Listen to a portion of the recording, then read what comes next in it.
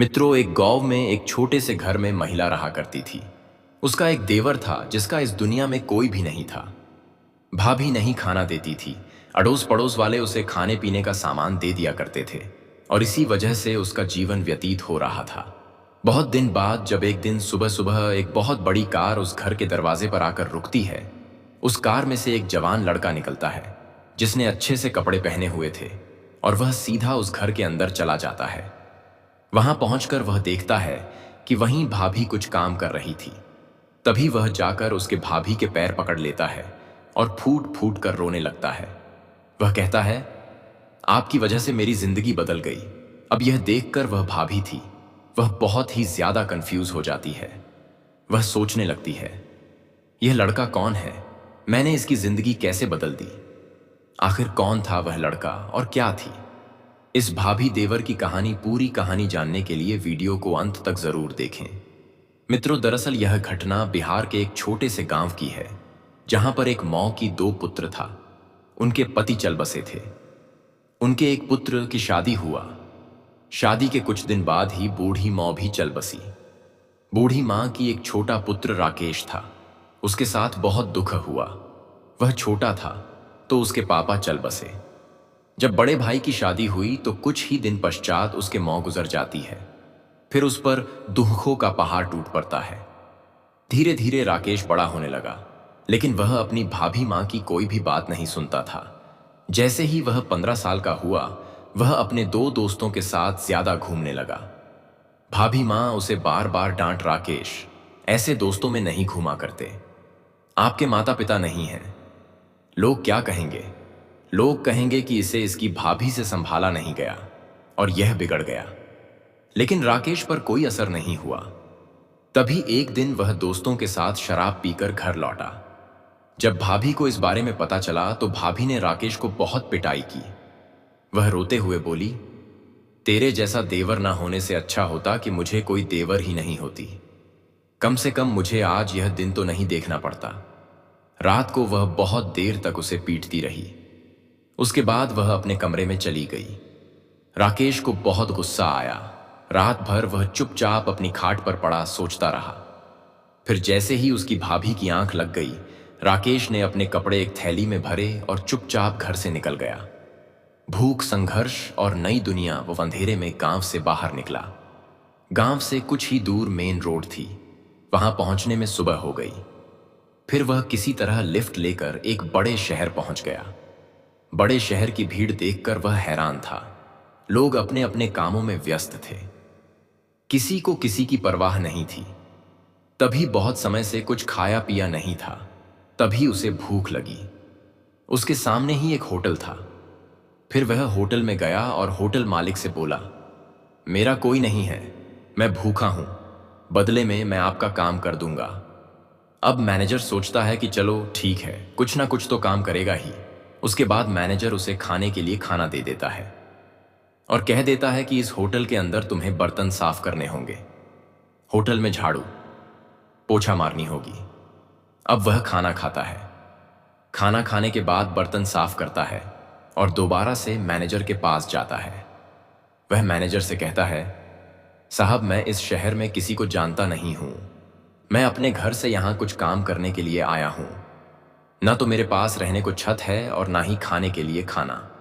अगर आपकी आज्ञा हो तो मैं इसी होटल में काम कर लिया करूंगा और शाम को यहीं पर लेट जाया करूंगा। आयरा। अब इसके बाद मैनेजर सोचता है कि फ्री का वर्कर मिल रहा है जो 24 घंटे इस होटल पर रहेगा और हमारा काम करेगा। तो वह कहता है, ठीक है, अगर तुम ऐसा चाहते हो तो तुम ऐसा कर सकते हो। खाने के लिए खाना मिल जाएगा और रहने के लिए होटल और महीने में सैलरी भी है, लेकिन तुम्हें अच्छी तरह से काम करना पड़ेगा। ऐसा कहकर वह उस लड़के को वहां पर रख लेता है। अब राकेश वहां पर रहने लगता है। बड़ी मेहनत से काम करता है और अपने काम को बखूबी निभाता है। जब मैनेजर उसे काम करते हुए देखता है तो उसे बड़ा अच्छा लगता है। वह सोचता है, यह तो बहुत मेहनत करता है। इसी कारण मैनेजर उससे और भी काम करवाने लगता है, जैसे सब्जियां काटना, बाजार से सामान लाना और लोगों को खाना परोस। दिन भर वह होटल पर काम करता और शाम को वहीं सो जाता। बदले में उसे खाना और रहने के लिए जगह मिल गई थी। इसी तरह उसके दिन बीतते रहे। धीरे धीरे समय व्यतीत होता गया और राकेश बड़ा होने लगा। होटल पर काम करते हुए उसे 2 साल हो गए थे। अब उसकी उम्र 17 साल हो चुका था। तभी एक दिन मैनेजर को किसी काम से जाना पड़ता है।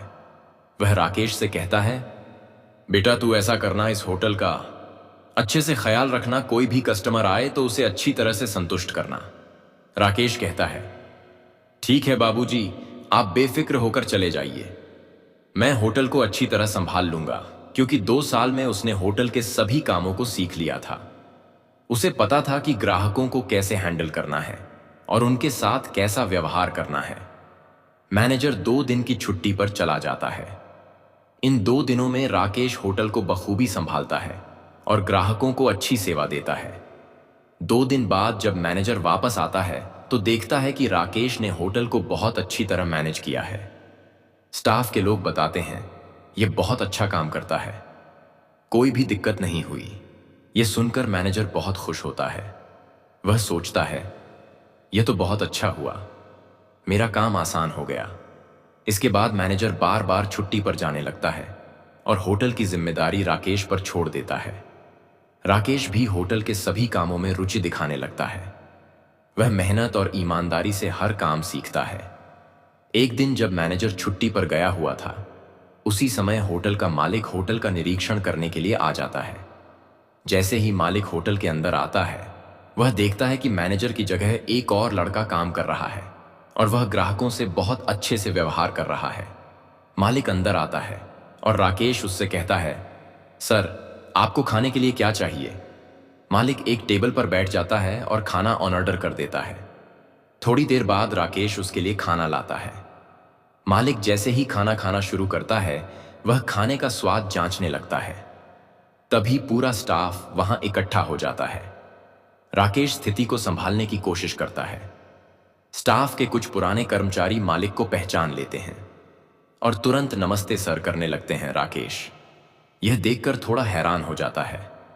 वह पूछता है, यह कौन है? स्टाफ बताता है, यह होटल के मालिक हैं, ये रोज रोज यहां नहीं आते। यह सुनकर राकेश शांत खड़ा रह जाता है। तभी होटल का मालिक उसकी पीठ थपथपा आता है और कहता है, शाबाश बेटा, तूने बहुत अच्छा काम किया है। इसके बाद मालिक राकेश से पूछता है, बेटा यह बताओ, जो इस होटल का मैनेजर मैंने रख रखा है वह कहां है?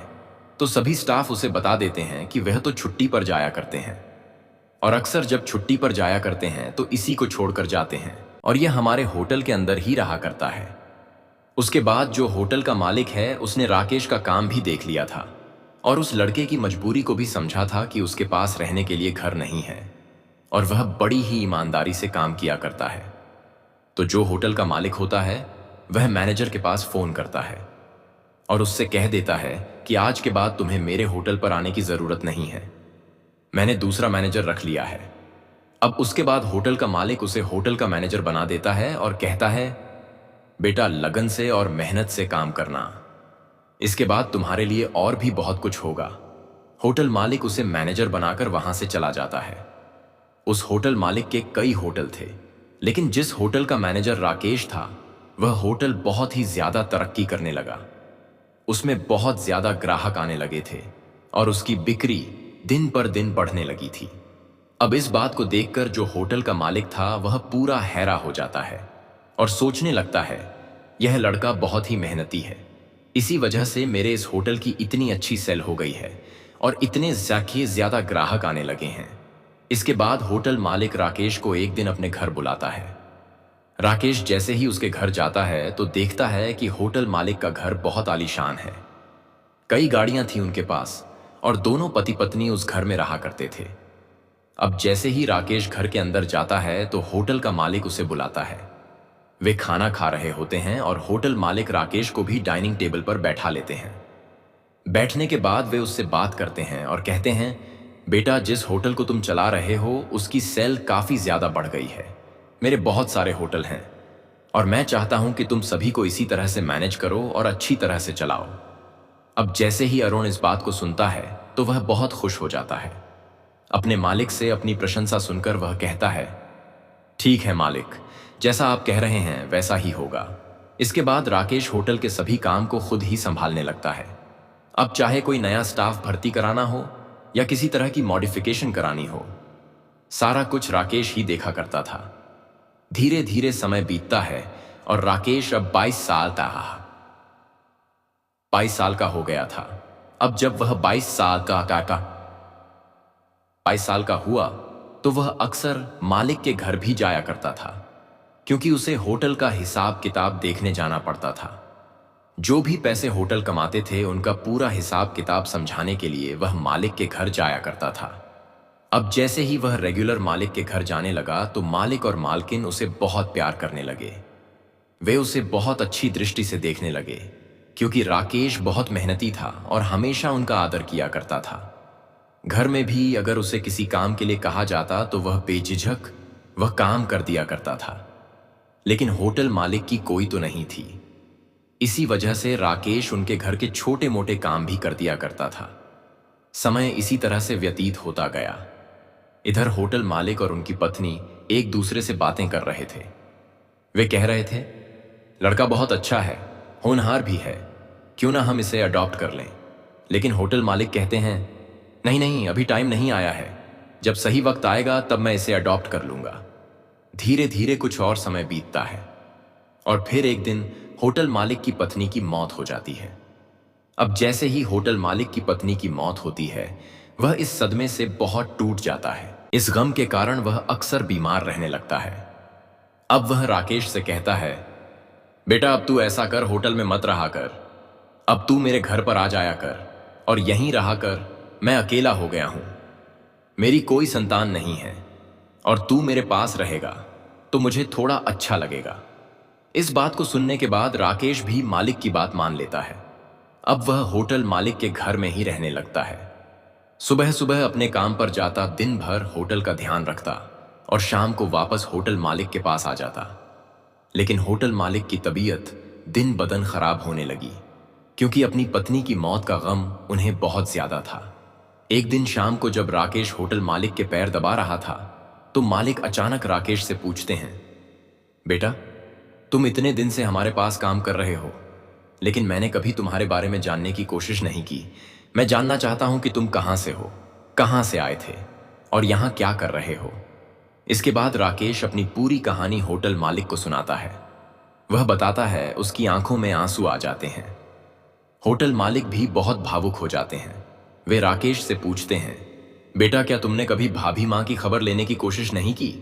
राकेश बताता है, नहीं मालिक, उस दिन के बाद मैंने कभी गांव जाने की कोशिश नहीं की और ना ही भाभी के बारे में जानने की।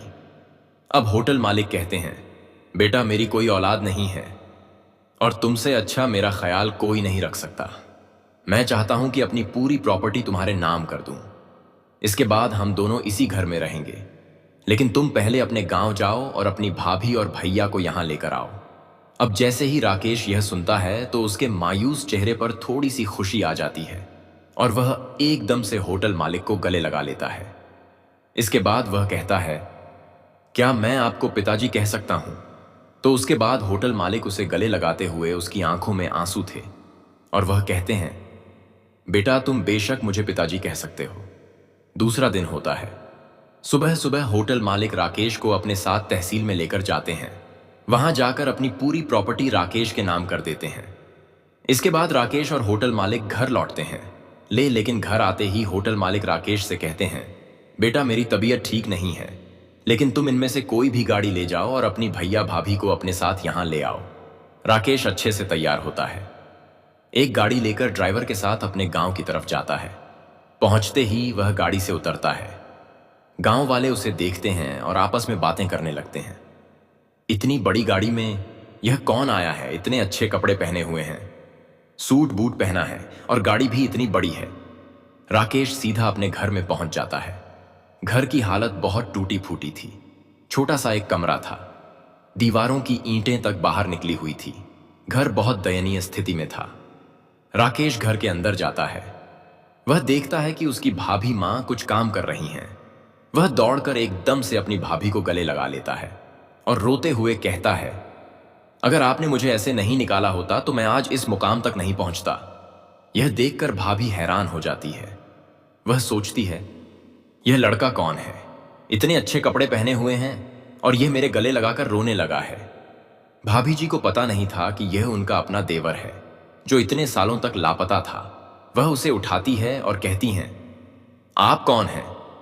तभी राकेश एकदम से अपनी भाभी को गले लगा लेता है और भावुक होकर कहता है, भाभी मैं आपका देवर राकेश हूं, जो बहुत दिन पहले यहां से चला गया था।